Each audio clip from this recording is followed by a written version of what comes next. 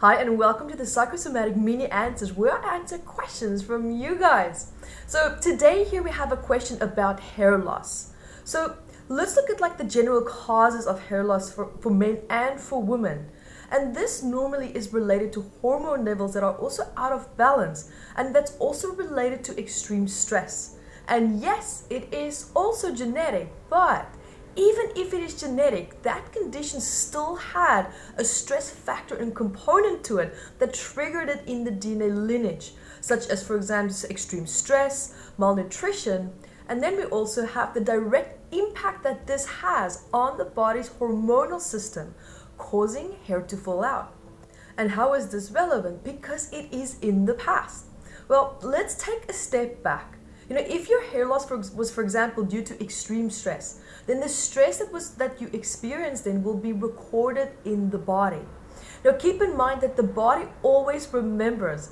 Just because you're not consciously aware of these memories, the emotional body is still aware.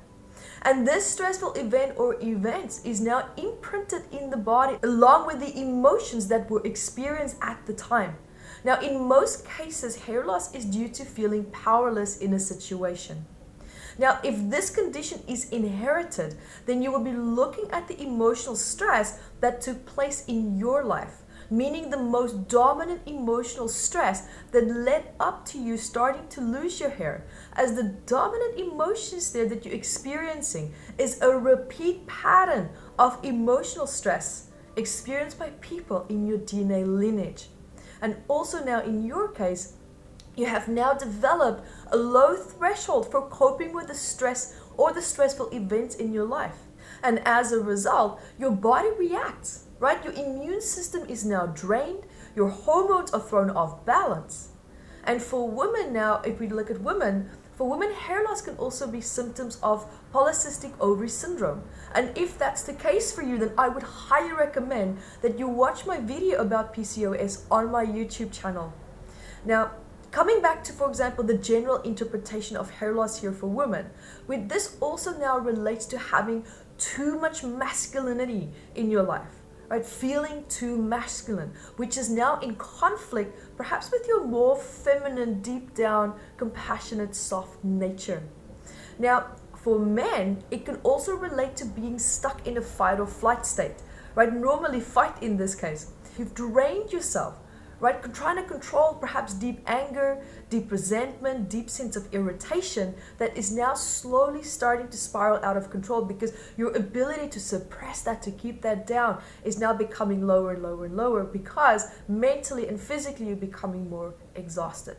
Now, what happens when we're running out of emotional resources, we tend to become more controlling. Right? Because it makes us feel out of control because we feel like we don't have the capacity to deal with stress anymore. So hence why we become and revert to aggression to regain control of something that we feel we don't necessarily have enough energy to tap into and to deal with. Now, in order to maintain this state, you need the fight response and the adrenaline to a certain extent, always needing that to be firing off in the background in order to draw your energy from somewhere. So now when you look at for both women and men, hair loss could also mean wanting and needing to return almost like to a nurturing environment, right? Needing comfort, needing care, and needing compassion. Now, stress also relating, for example, to fear of making a mistake can also have triggered a deep sense of control issues, and this is for both men and women, right? Which now has led to high levels of stress and also living in fear of making a mistake. And you become perhaps too analytical, right? And think about how you feel instead of actually feeling it. And you tend to worry also too much about, how you perform. Am I performing well? Especially if you're in a crisis. And this crisis now that you become so familiar with is becoming your sense of comfort zone. So it's almost like needing a crisis in order to perform, in order to not make a mistake. Now, I have also seen patterns of hair loss actually starting after a person experienced a great deal of emotional or physical stress, right? And a stressful event is now over, and perhaps even a few months later, the body can still show symptoms of the stress that was experienced. Right now, it's hard to process our emotions and also our mental state when we are inside of the problem. However, when calmness after the storm arrives, there's now finally stability, there's peace, and the full impact of the emotions that were suppressed can now start to surface, causing almost like an aftershock of the ripple emotions and the anxiety that was probably not fully processed and released by your autonomic nervous system at the time of the actual stressful event. Now, your body also remembers, meaning your emotional body. Because we can store stressful memories cognitively, but we can also store it throughout the entire body. Now, you can find out more about this also in my book, Metaphysical Anatomy Volume 1. See you next time, guys. Be light that you are. Hi guys, thank you for joining me, and remember to grab your copy of Metaphysical Anatomy on Amazon, 679 medical elements.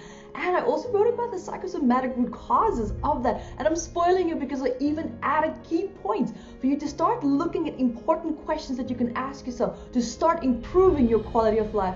And also remember to catch me on Instagram, Evette Rose, 1 with the digit 1, and Metaphysical Anatomy on our Facebook fan page.